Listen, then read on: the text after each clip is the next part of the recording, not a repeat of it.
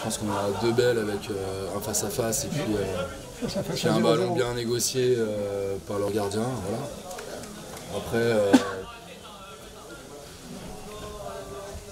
je pense sincèrement qu'on avait vraiment les moyens de se maintenir. Maintenant comparé à des équipes comme encore aujourd'hui Beaucouzé, ils ont quelques joueurs que nous on n'a pas, avec quelques pointures devant, des mecs qui avalent les espaces et qui sont capables de faire des différences. Nous on a trop de joueurs, on va dire dans le même registre. Donc on a le bon joueur de ballon, on arrive à manier, mais dès qu'il faut aller faire des différences, prendre de la profondeur, on est en manque. Donc on va essayer de travailler là-dessus pour la saison prochaine et puis digérer cette descente.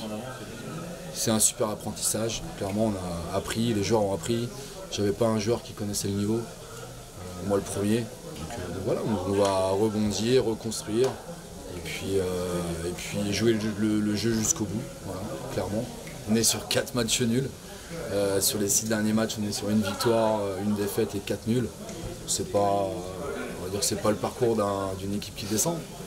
Mais bon, les nuls ne font pas avancer. Et quand tu scores pas, bah, t'es bien souvent puni. Et encore aujourd'hui, on se fait punir sur un coup franc.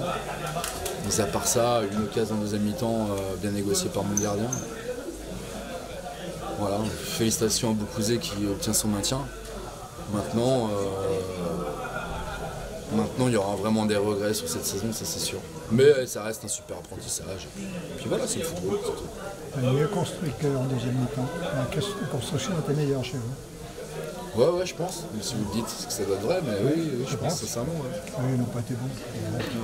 Qu'est-ce que tu retiens quand même, Baptiste, de cette saison? Il y a quand même des points positifs pour un promu là, à ce niveau-là. Oh bah bien sûr, mais bien sûr.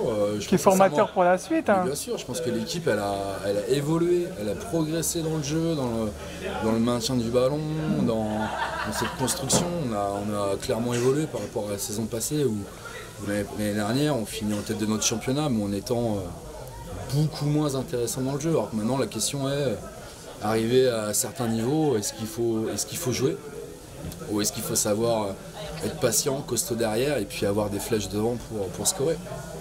C'est la question que je me pose et peut-être que c'est la réflexion que j'aurai le jour où je reviendrai à un niveau comme ça. Justement, quels sont les détails qui n'a pas forcément basculé de ton côté cette saison-là? Nous, c'est la réussite offensive. Chaque rencontre, on se crée une multitude d'occasions franches. Et il nous faut 5-6 occasions pour scorer. Contrairement à beaucoup d'adversaires qui, sur un coup de pied arrêté, et sur un brin de réussite, chose qu'on n'a pas eu. On a eu la réussite en tout début de saison, clairement.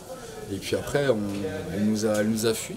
Et voilà, c'est juste ça à corriger. Maintenant, on a eu cette malchance, clairement. Mais je maintiens qu'on était au niveau cette saison. Peut-être un manque d'expérience quelque part? Ouais, clairement, un manque d'expérience, un manque de vice.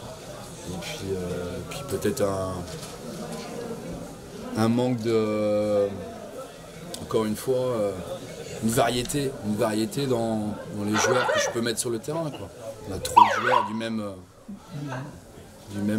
le même jeu. Quoi. On a des bons joueurs de ballon. Maintenant, il nous manque une certaine variété dans les profils, on va dire.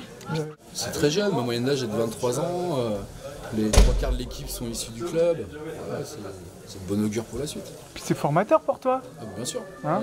Bien sûr. Surtout pour une première expérience à ce niveau? Ouais, exactement.